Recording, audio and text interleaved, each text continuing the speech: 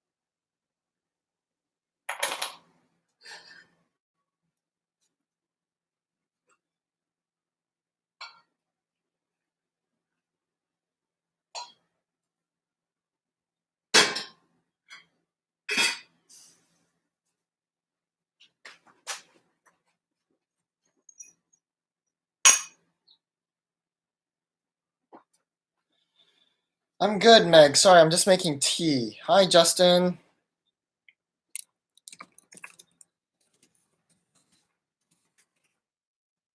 Can I explain that? Did I not, did you not look at the review session, the video, Justin? Um, oh, you mean the one I gave out yesterday? We're gonna do that tomorrow. Or, which one are you talking about, Justin?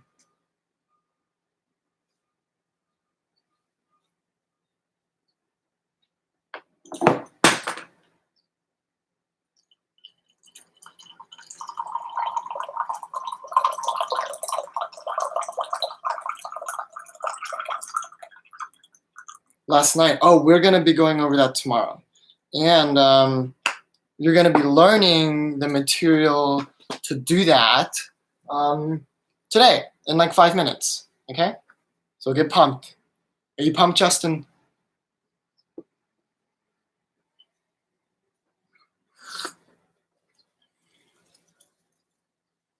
Meg, what tea? What kind of tea are you drinking, Meg?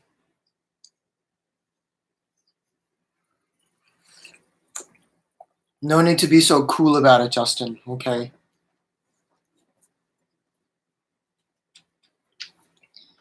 Hey, Aaron. Oh,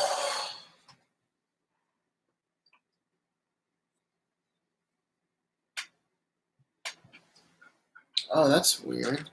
There we go.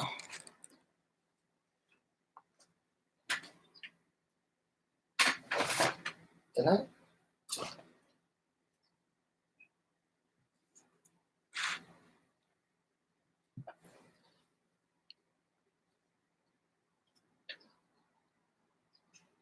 Me too, Meg. Green tea is the best tea. I can't find a word that rhymes with green.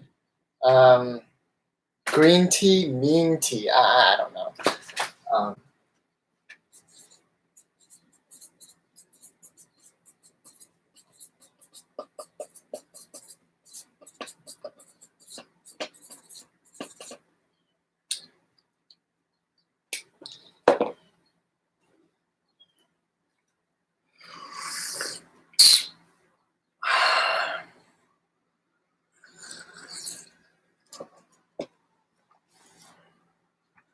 Hi, Rachel. Meg, we came up with the same thing. How funny is that?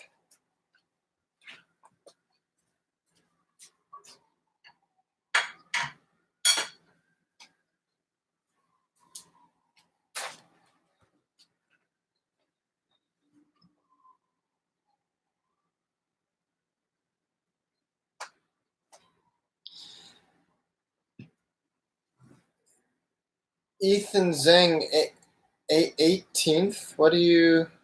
What?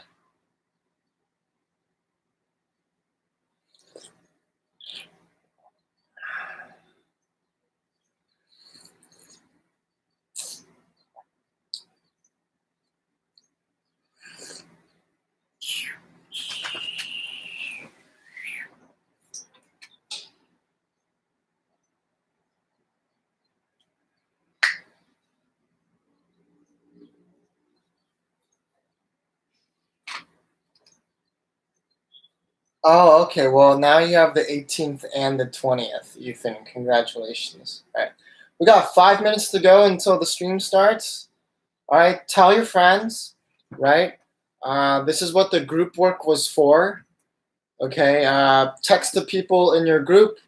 Remind them the stream's starting now. Right? Be like, hey, where are you? Are you tuned in? Right? Do it now. Text your group members. Call them. FaceTime them. I don't know. Snapchat them.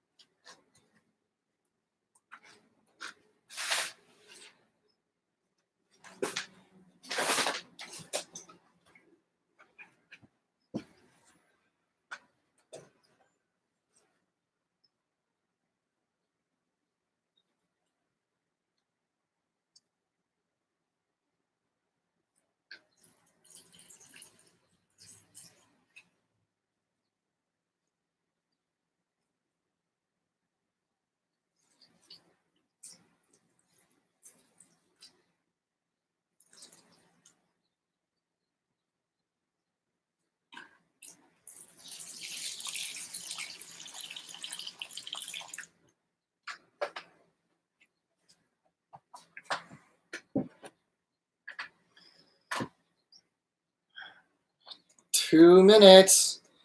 A reminder to text your group members to remind them to tune into this stream. Hi, Ethan, Pascal.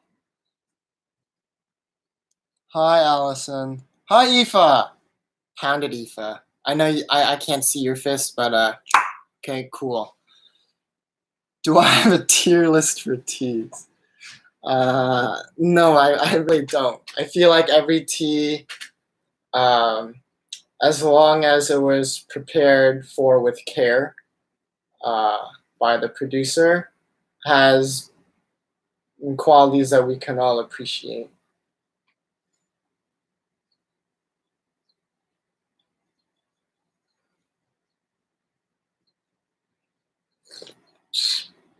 Hi, Rosie. Oh, for sure, it's black tea. Yeah, black tea's awful. Just kidding. I like my black teas too. Dimon, get out of here. Mr. Ross, can you show Dimon out? Actually, don't, because I think he'll be banned from the other streams too. Scratch that. Hi, Elon. Hi, Esther. Exactly. Black tea does make for great mixing with milk. But the thing is, like, I really don't like mixing things with my tea, which is why I'm not too into black tea. But hi, Laura.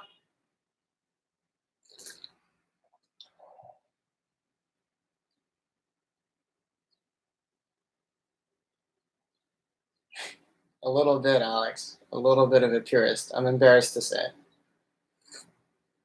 All right. Hi, Shelly. Oh, I love my bubble teas.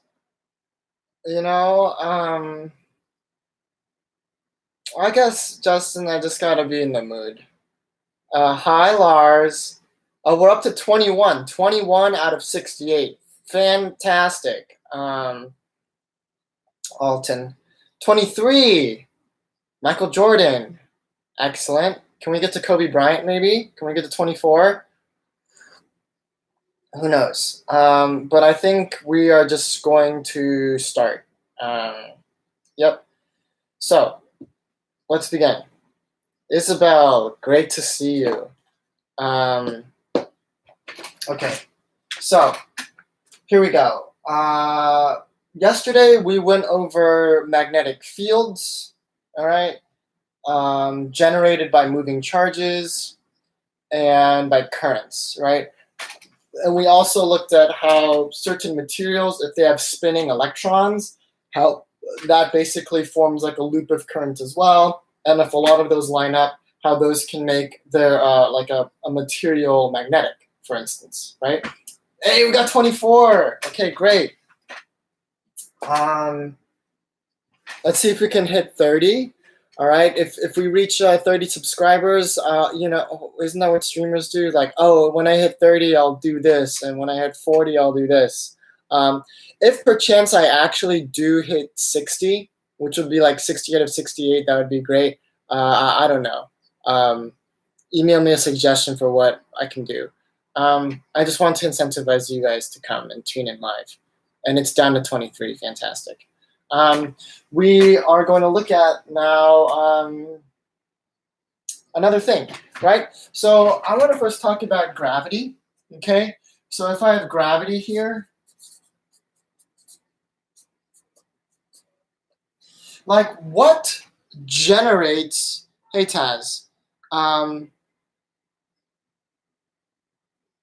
sure, right? I can have a whole stream about tea, and we can make tea together and drink it if I hit 60 concurrent viewers, right? We're at 27 now.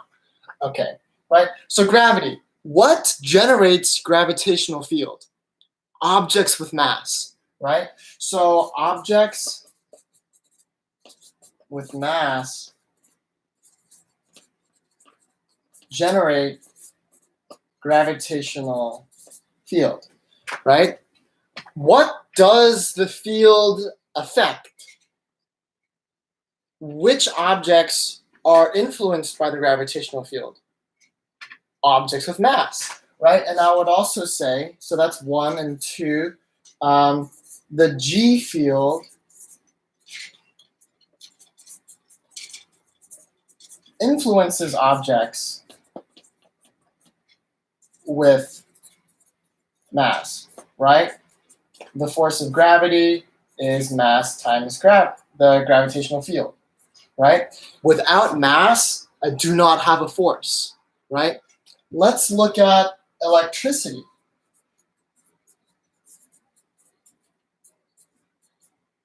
All right? What generates electric field? When I'm in a region of space and I experience an electric field, where is that field coming from?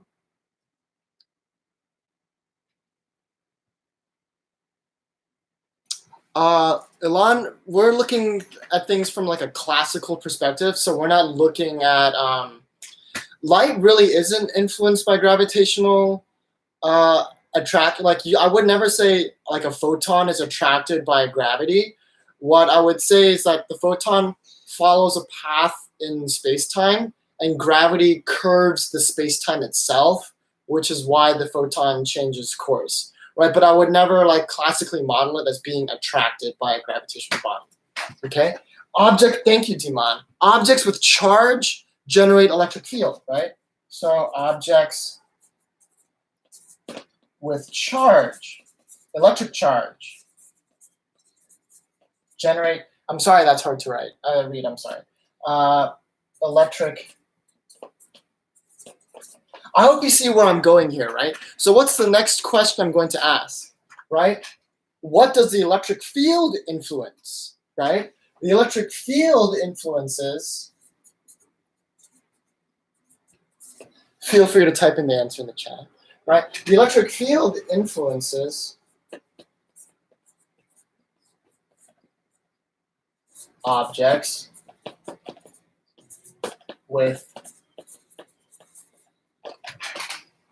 charge, right? Like I will never, and what formula verifies that? I have my electric force is equal to Q times E, right? If I have no charge, then I won't experience an electric force due to the field, right? And now let's move on to the nitty gritty for the day, right? Magnetism.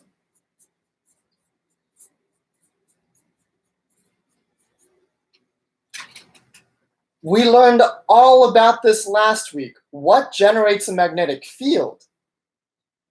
Moving charge, right? So moving charges, right, generate magnetic field. So you can only imagine the next question, right? The next natural question to ask is, well, what do magnetic fields influence? They influence other magnets, right?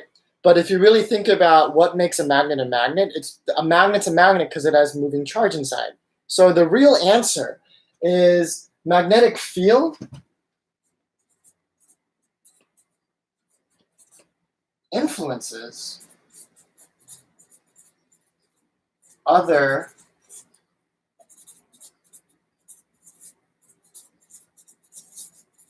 moving charges, right?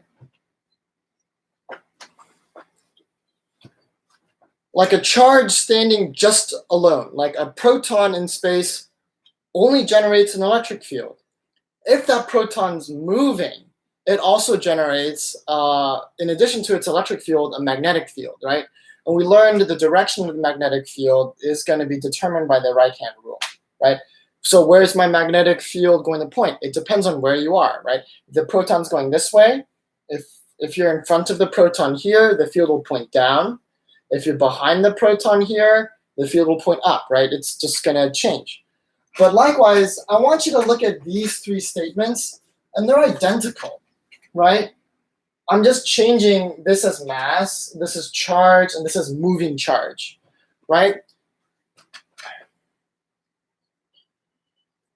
So not objects with moving charge, but a charged, yes, exactly. A charged object itself that is moving is going to generate a magnetic field, but a charged object that's moving is also susceptible to the influence of an external magnetic field from another moving charge, right? So basically, if I have a magnet, okay, and I have a charge next to that magnet, that charge isn't going to do anything. It will experience no magnetic force. However, like, let's pretend I've magnetized my spoon, right? And like this this little thing is like a proton, and this is a magnet. This thing experiences no force, but as soon as it moves, it will experience a force, right? Because magnetic fields influence moving charges only, right? So unlike mass and charge, there are two conditions that need to be met for an object to experience a magnetic force. One, that object needs to be charged, and two, it needs to be moving, right? So if I have like a neutral baseball, it will not experience a magnetic force. It's only if that baseball is charged.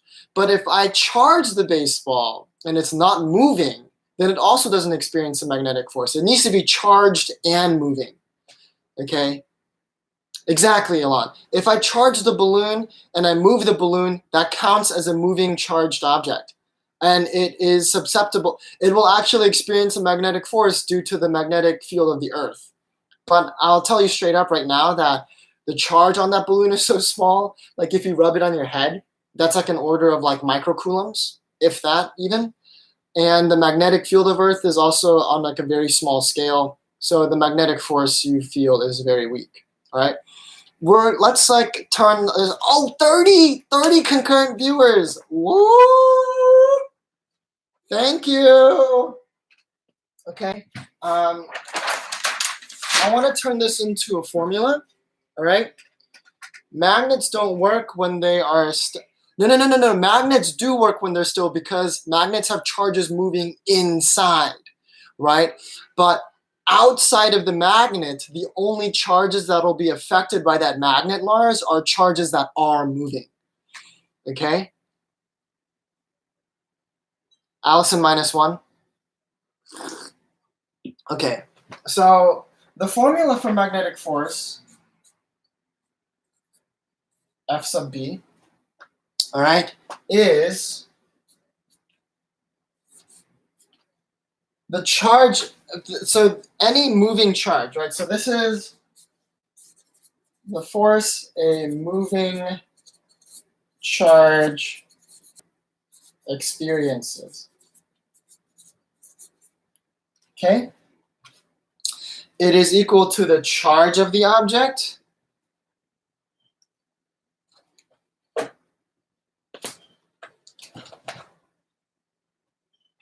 I'm sorry, this is just crooked. I'm trying to fix it. There we go. All right. It's the force a moving charge. This is the charge of that object.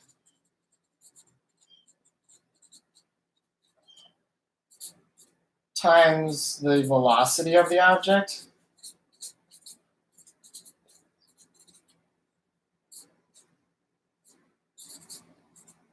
And this is the magnetic field. All right. So the larger the charge, the larger the force. The faster it is, the larger the force. And the stronger the magnetic field is, the stronger the force. All right.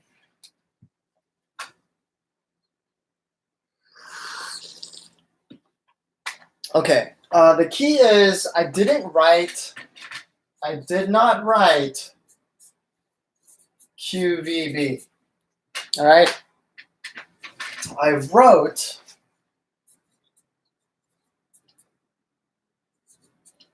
QV cross B. This is a cross product. It's super important.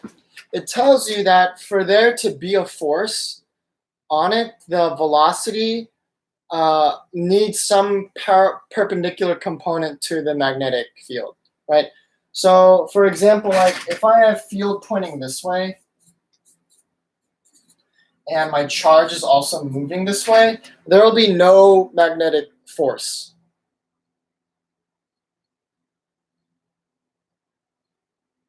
I know. Wait, didn't you just say if it's moving and charged and in a field, it'll experience a magnetic force?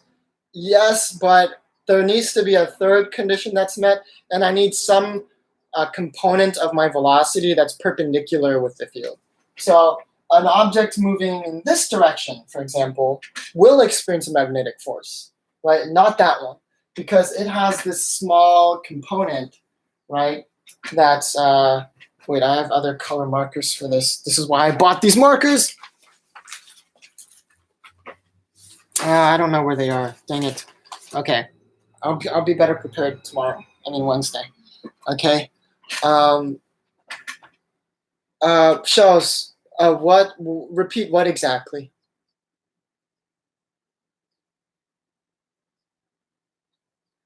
You do multiply it, but only the parts that are perpendicular, right? So let me kind of make this make sense. So I would call this Q V perpendicular times B. I want to take the component of my velocity that's perpendicular to the field.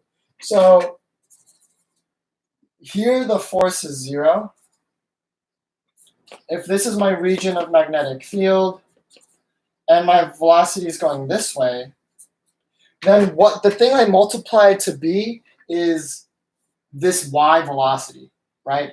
That's what I multiplied to B, right? So you can see the more perpendicular I am to the field, the larger the force. So if that's my force field and my particle's going this way, that's the scenario where I have the largest magnetic force. This is like a medium magnetic force, and this is 0 magnetic force if I'm going perfectly perpendicular, parallel to it. All right. So there's 3 conditions that need to be met. You need to be charged, you need to be moving, and some component of your velocity needs to be perpendicular to the field. Okay? Same thing, Josephine. It doesn't matter. Right? If my particle is going this way, it still has this component that's perpendicular. If I'm going this way, it's still completely perpendicular. Right? Okay. Now, that's what the cross product means. It's telling you to take the perpendicular part. Just like the dot product tells you to take the parallel part, right? So a dot product is a measure of how much 2 vectors are parallel with each other, and a cross product is a measure of how two vectors are perpendicular to each other. Okay? Thank you, Shelley. Yes, great, great thingy thing. Oh, I wish I could highlight or star a comment, but I'm clicking it and I can't. I can only report, remove, put user in timeout, hide user on the stream, add moderator. Definitely not going to add you as a moderator. But everyone, I would like you to read Shelley's comment, right? It's great. Those are the three conditions for there to be magnetic force, okay? The other really weird thing about Alex, if you say one more Lamo, I'm going to put you in timeout too, all right? And suddenly you're not going to be Lamowing anymore.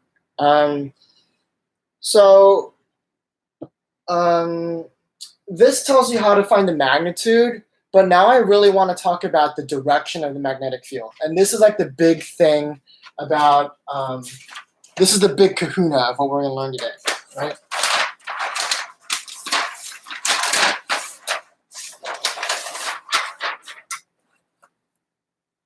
What we're going to learn is a second right-hand rule, okay?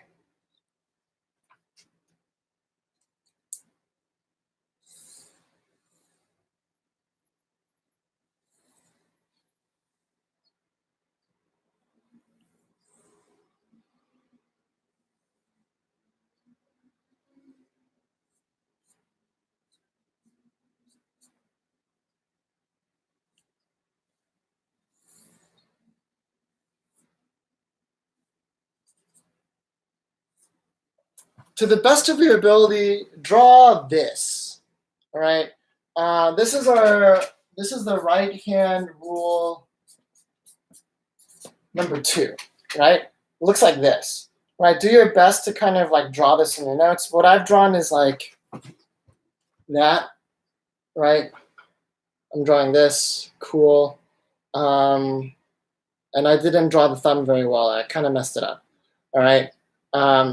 But it kind of looks like, you know, how we played with kids, like bam, bam, but you're just adding a middle finger here, right? And what you're really doing is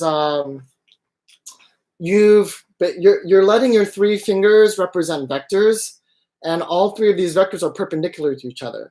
This is the really cool thing. Like this finger is perpendicular to this finger is perpendicular to this finger, and guess what? This finger is also perpendicular to this finger. Whoa. Okay. Shelley, if it's going backwards perfectly aligned to the B field, not the force, it's the same thing. Yeah, both scenarios, if you're parallel or anti-parallel to the field, you'll have 0 force because there's no component of the field that's perpendicular. Okay. Exactly. This is a set of XYZ axes. All right.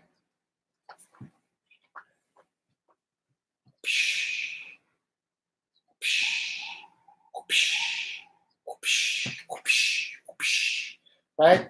I want everyone to get practice doing this. So just do this, right?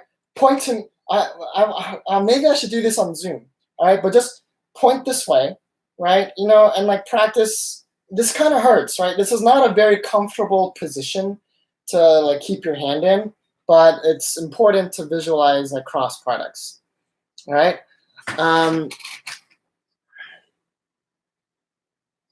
Dimon, there's no such thing as a singularity of charge, so it doesn't exist. Is there? Wait. No, there's not. There is not. Okay. Cool. So when we say F equals QV cross B, I have 3 vectors, and here is how I want you to find the direction of the force if I know the direction of the velocity and the B field, okay? And this is directly related to the worksheet, right? So V is going to be your pointer finger. B the magnetic field is going to be your middle finger, and your thumb will be the direction of the force.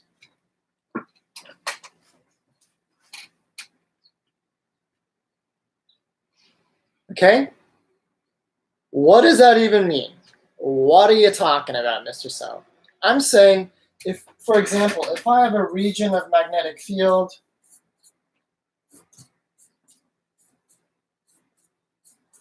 and it's uniformly pointing to the right, when would something look like this? I don't know. Maybe I have a horseshoe magnet, and this is the, hey, which pole is which? Hey, oh, quick, which pole is which? Tell me. This pole is which pole? Put it in the chat. Which pole is this pole?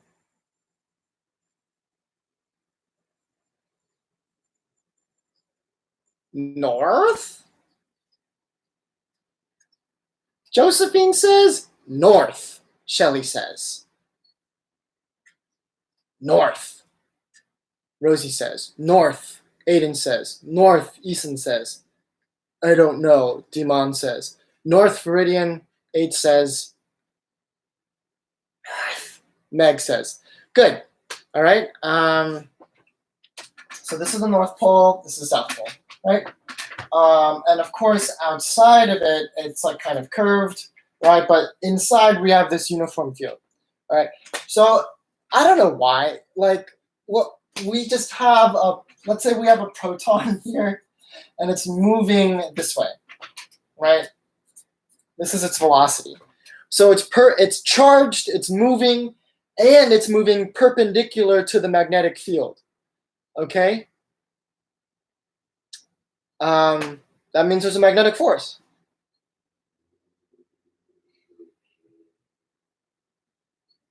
Let's see where it points. So I want to put, remember, my pointer finger points in the direction of velocity.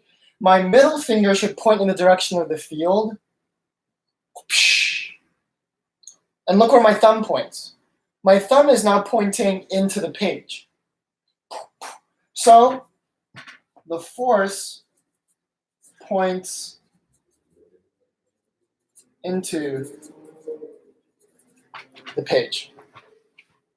So what this proton is going to do is it's going to follow this path. Whoosh, right? It's going to turn, but it's going to turn away from us, right? Whoosh, because the force points into the page, right? This is something you need a lot of practice with, right? Like, this is how I'm going to utilize my right-hand rule, okay? Now, for example, if the proton, for example, was traveling down, this is a lot harder. This kind of hurts, okay? But my field points this way. My velocity points down. And look at my thumb, the force. Now the force points out of the page. So this proton is going to do this. Whoop, right? It's experiencing a force out of the page. Whoa. Okay? Right? And for a particle, let's say this particle is moving away from us, right? If this particle is moving away from us, like into the page, then my pointer finger then goes into the page. Where does my middle finger point? It points with the field this way. So I would say it experiences a force downwards, right? Look at this. Velocity n, field right, force is now, according to my thumb, it's down. Okay? So the force is now down. So this particle looks like this. Whoop! It goes away from us, and it's going to turn down.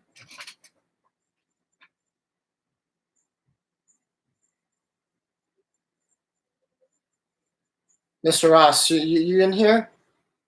Okay. So here we go.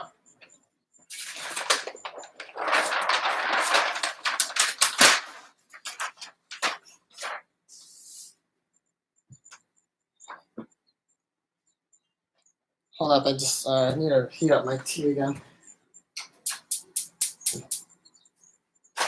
All right.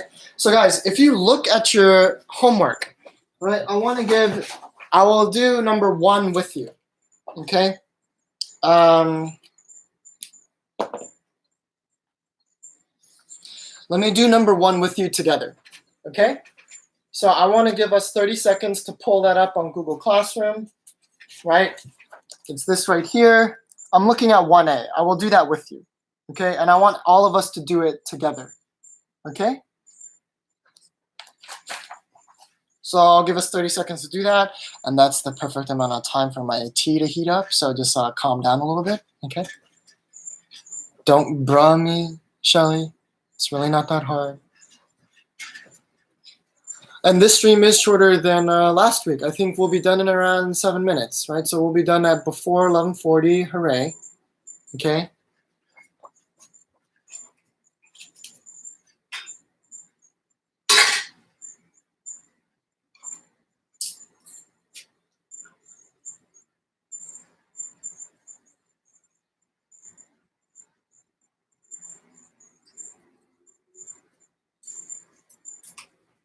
All right, so if we have that, everyone should, it's fine, Shelly, don't worry about it.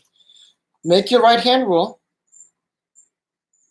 If this hurts, I've seen some teachers do this, where just the direction of your 4 fingers is the velocity, the direction of your thumb is the force, and like the way your palm faces is the B field. That's fine too. If you can imagine a vector completely normal to your palm, this also works too. But I just like this. Okay, I think it's cooler. While keeping your hand contorted in this, I know, but isn't this so much cooler? You can visualize all your axes. It hurts, but it's cooler, right? Well, no pain, no gain. Beauty is pain. You know, there's so many idioms that kind of relate to this, or aphorisms. Okay, so while this is going on, just if you read the problem, in each of the following scenarios, there's a region of space with a uniform magnetic field. A charge is sent through the region and experiences a force Q FB, right? The direction of 2 of the quantities will be given. Determine the direction of the 3rd quantity. So as you do this, okay, I've given you V and B, right? So while keeping your hand in this formation, you just want to align your pointer finger so it points in the direction of the V, and you want to align your middle finger to where it aligns with the direction of the B. And then your thumb will tell you exactly where the force on that object points, right? So here, I'm going to point my pointer finger to the right. And where's the field point? Where's my middle finger point? Into the, oh, great. So this is it. This is 1A in a nutshell. So where's the force on that object? It points up, okay? It points up. Ria, the force would go down if the field was out of the page, like this. Okay, but it's not. The X's represent the field going in. Okay, then the field's not going out. All right, the field's going in, so the force is going to go up. Okay, all right. Okay, so here is the background information you need to answer problem number 2, which I think is a super cool problem, and it's exactly what Lars was asking last week. What do we use uniform magnetic fields for? We use them for mass spectrometry. Okay, so here we go. Let's even look at number 1, right? Let's say I have an area where the field is uniform and it points into the page as such, right? And I shoot a positive particle this way. We just did the right-hand rule for this, right? The force it experiences is up. Which means, which way will it go? It'll turn, right? So this object is going this way, but because the field points in, it's now going to go this way, right? Because it's going this way and there's a force pushing it up, right? So a second later, it's now here, and it's going in this direction. Now let's talking about, oh no, it's boiling. No, too hot. Now let's talk about where the force is going to point on this object this time. If the velocity is this way, and the field point, now the force points this way. And it'll turn that direction again. So now it'll be going like this way, for instance. And where's the force going to point now? F, this way, right? And then it'll turn this way. So instead of going this way, it experiences a force this way, so it turns. So maybe when it's here, it is now going in this direction. And let me use my right-hand rule again. Pointer finger, middle finger, force points this way. And just like Elon correctly observed, saw the pattern, it goes in a circle. This is incredible, right? Because the way the right-hand rule is formulated, it'll tell you the force is always perpendicular to the velocity, right? And anytime I have a uniform force acting on an object that's always perpendicular to its velocity, I get uniform circular motion, right? Instead of tension uniformly being perpendicular to a spinning object, or gravity always being perpendicular to an object, or centripetal friction always being perpendicular to the object's velocity. Now I have a magnetic force that's always perpendicular to the velocity. So what you can always write is the magnetic force is now equal to mv squared over r. Yeah. How cool is that? And what you can write in addition is FB equals QV cross B. But if you look at this, the velocity is always perfectly perpendicular to the field, right? Like the field pointing into the page and the velocity is always in the plane of the sheet. And the sheet of paper itself is always perpendicular to the thing. So because they're always perpendicular to each other, I can write, in this case, it's equal to QVB, right? I can write this, it's a simplified version of the cross product, if V and B are perpendicular, and they are, right? So this is uniform circular motion applied to magnetic field and magnetic force, all right? And if you tune in tomorrow, we'll go over the answer to number 2, and we'll kind of go over how these things work, all right? And this, if you really look at it closely, is exactly how physicists determined the mass of the electron and the mass of the proton. How do I know it's 1.67 times 10 to the negative 27 kilograms? How do I know the mass of the electron is 9.11 times 10 to the negative 31 kilograms? It's exactly the experiment detailed in number 2, okay? Elon, I would love to answer that question, but it's literally a question on the worksheet. So okay.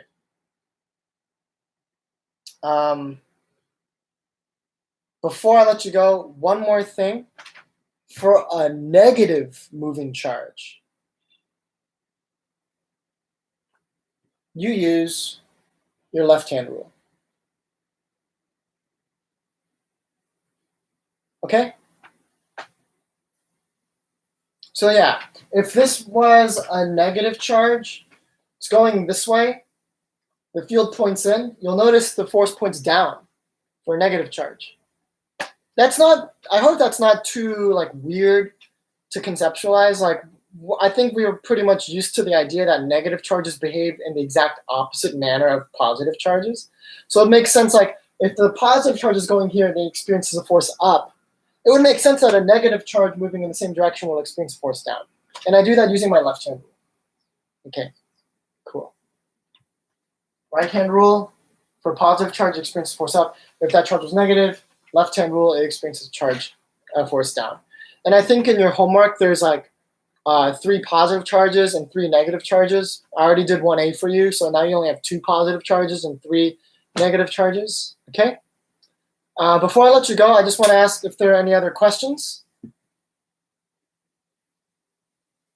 And I'd be happy to answer them. And then I think I'm just going to cook some lunch. I'm hungry. Are you guys hungry?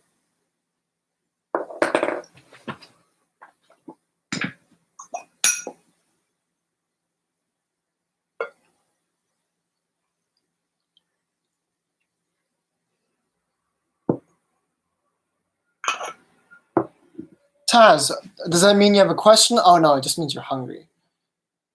What am I cooking for lunch? I have no idea yet. I might make gimbap, which is like a Korean like sushi roll. That takes a lot of time.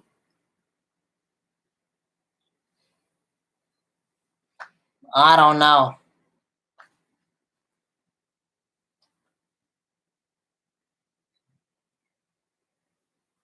Kazria, I don't know. Just calm down.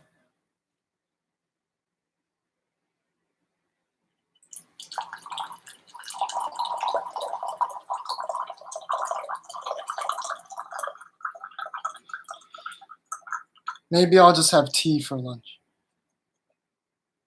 I wish you could smell this, guys. It smells so good. Okay? If there are no other questions, I just want to wish you a happy start to the week. Make sure you submit the answers or questions. If you can't answer the questions, that's fine. Submit something by the end of the day. Okay? Yeah. All right. Geez. Recommendations. Here's what I'm doing for recommendations. And if you want to tell your friends about this who missed it, just tell them to skip to 50 minutes for the stream for information regarding recommendations. All right. Here's how the recommendations things are going to work. I realize like your counselor deadlines are soon and stuff. If you want me to write a recommendation for you, email me asking. If, just like the whole regular spiel, get some practice writing a professional email without sucking up too hard, right? And what I will do is I'm going to be very frank and honest with you, right? I'll respond to your email with a pretty an honest response of like what kind of recommendation I can write for you, right?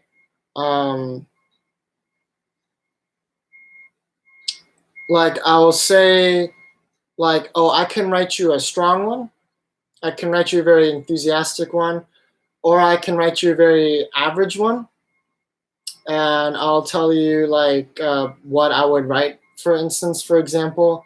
Or for some cases, I'll say there's not a lot that you've shown me in class, or or I feel like honestly like I don't know you as well as I would like. I'm just gonna straight up tell you that. And if there's another teacher you think that might know you better, so I'll like respond to you with like the kind of recommendation I could write you, and then from there you can kind of go ahead and decide whether or not that's the right choice for you today. This is for everyone. I totally forgot to mention this in the AP class, Timon.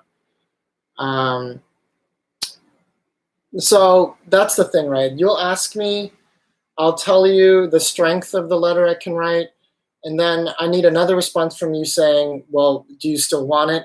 Because I'm not going to say no, right? But what I'll just be honest with the kind of recommendation I can write. And then if you want to still go ahead for it, then I'll give you a list of forms to submit. Okay? Cool. Dimon, I'll probably just send an email out to my AP students about that, all right? About what I just said. Okay. Have a great day. I look forward to seeing you guys tomorrow, where we can go over number 2 in particular. Number 2 will be both a review session of the homework, but also more importantly, like a very mini short lesson on mass spectrometry.